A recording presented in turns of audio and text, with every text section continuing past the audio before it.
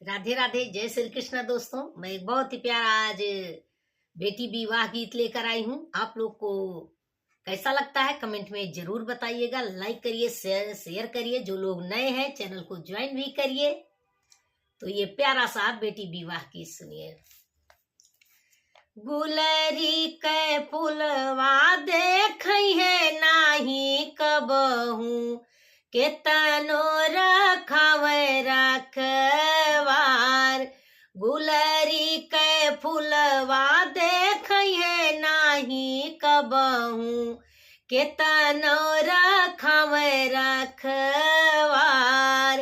अपनी बगिया में फुलवा फूलाने, बिटिया भइल सगियान। अपनी बगिया में फुलवा फूलाने, बिटिया भइल सगियान। बिटिया भइल सगियान। अपने आंगनवा माँ खेली न कूदिन, पढ़ी लिखी भइल होशियार। अपने आंगनवा माँ खेली न कूदिन, पढ़ी लिखी भई होशियार।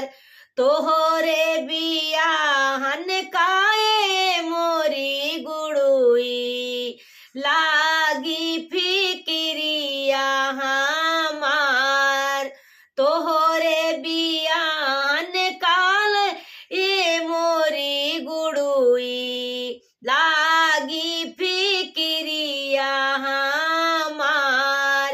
गुलरी के फुलवा देख है नाही कबहू, केतनो रखवे रखवार।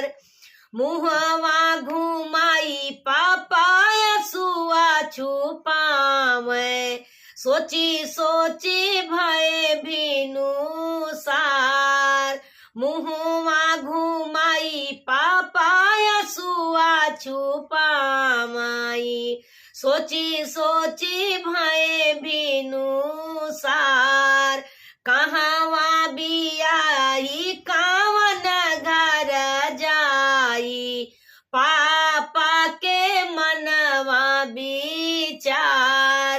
पापा के मनवा विचार।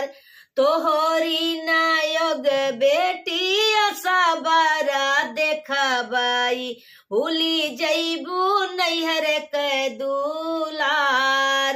तोहरी नयोग बारा देखबै मोरी बेटी, भूली जैबू नैहर के दुलार। दान दौलत सबर सयांगनवा, दान दौलत सबर सयांगनवा।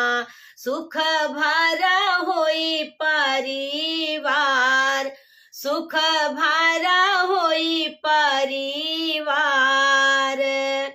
गुलरी के फुलवा देख है नाही कबहू, केतनो रखवे रखवार।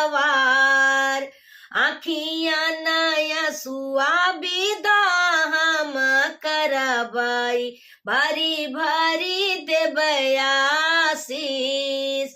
आखियां नया सुआ विदा हम करबाई, भरी भरी देबै आशीष। बिटिया बियाही चारो धाम के दर्शन, जिंदगी सफल होई हमार। बिटिया बियाही चारो धाम के दर्शन, जिंदगी सुफल होई हमार।